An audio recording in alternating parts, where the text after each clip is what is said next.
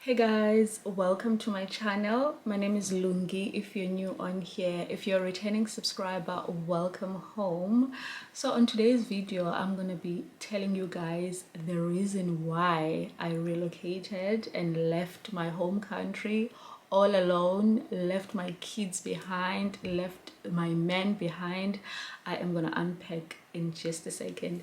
If you have not subscribed to my channel, now is the right time. I'm gonna give you a few seconds while I grab my phone because I wrote down some notes just so I don't lose my train of thought. So while I do that, just go ahead and subscribe.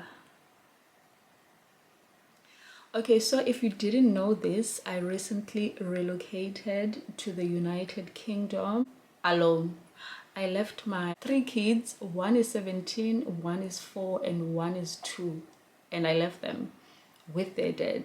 Okay? Please don't judge me.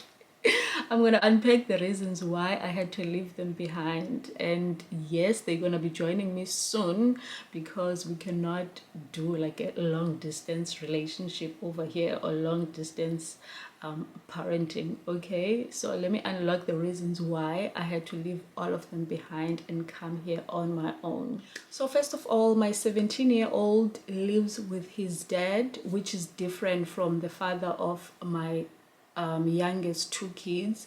So he chose to live with his father, and when I told him about the opportunity of relocating to the UK, he seemed like he's not interested. And like, I mean, he's young, he's probably thinking his friends, his girlfriend, if maybe he has a girlfriend, he's probably thinking about that and like a sudden move and whatever. But I told him, listen, I tried to make him see that it's better opportunities, and he's into soccer, so I thought he was going to be excited and everything. But he was like, no, I'm not ready. So I was like, okay, cool, it's your decision, at least he's safe, he's with his dad. So I was like, okay, it's your decision, but I'm gonna give you some time. So next day he's gonna be doing his matric. So at least he's gonna have a whole year to think about it, so that if maybe he decides to come, then he's gonna pass his matric and then come over to study this side. So that is why we are leaving him behind for now. Okay, hopefully he changes his mind. And then the youngest 2, I had to leave them with their dad because when the opportunity presented itself, I had to grab it with both hands. We were both aware of the process and everything, but when I was told that I got the job, then I had to apply for my visa to come and work this side.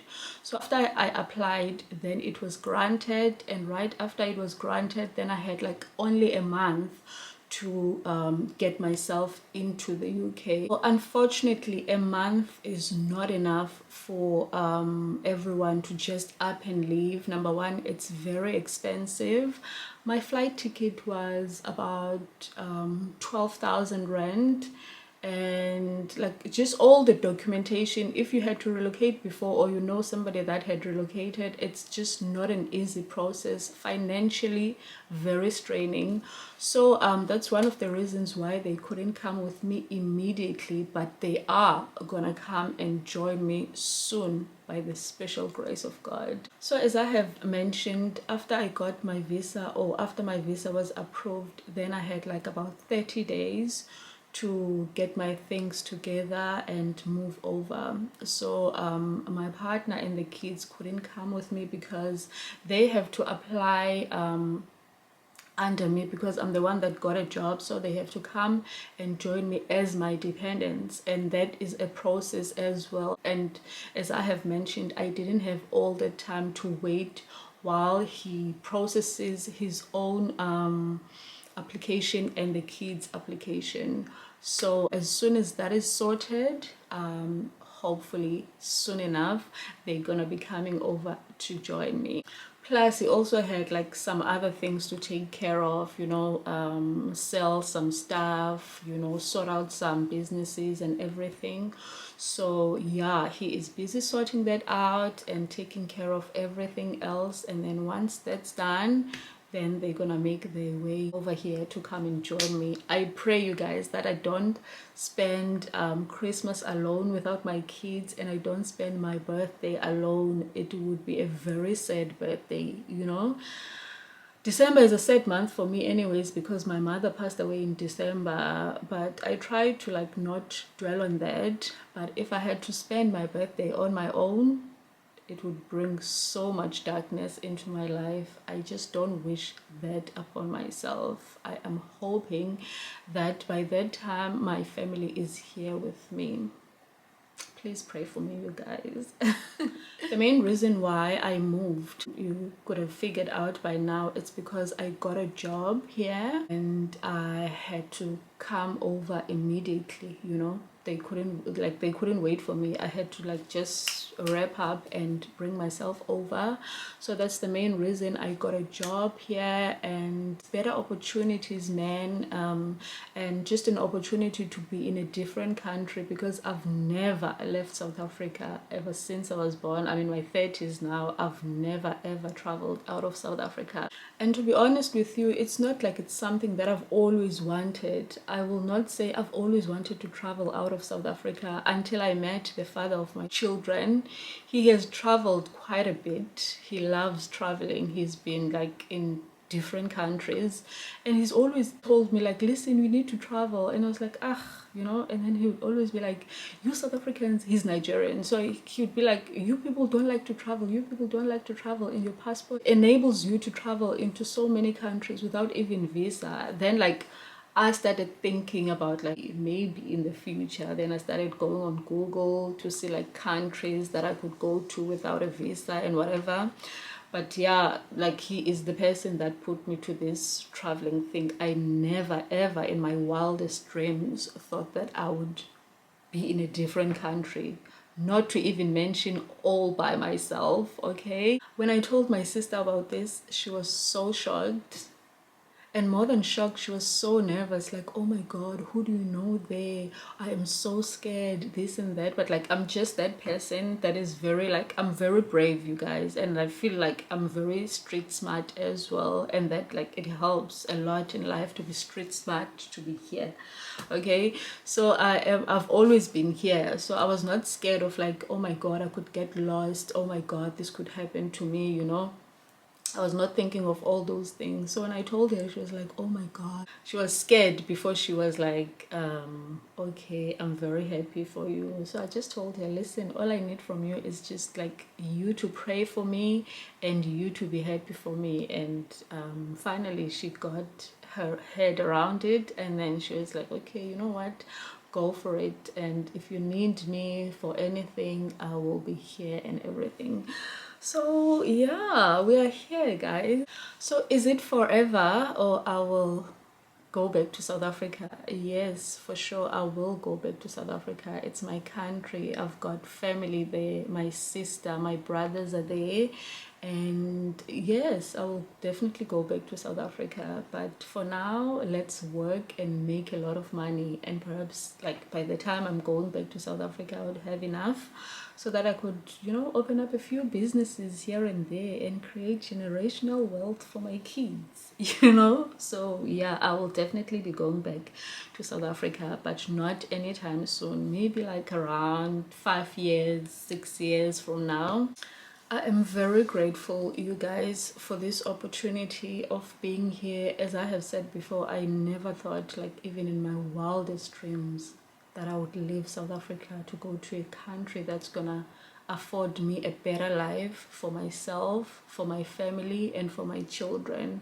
So I'm super grateful. I'm super grateful to God for giving me a partner that like opened my eyes and made me see like greater things and made me imagine like even a greater life for myself, you know. So yeah, I'm so grateful. I feel like I'm the only person in my family, like in the entire family and generations before me, that ever came or that ever traveled to like a different country.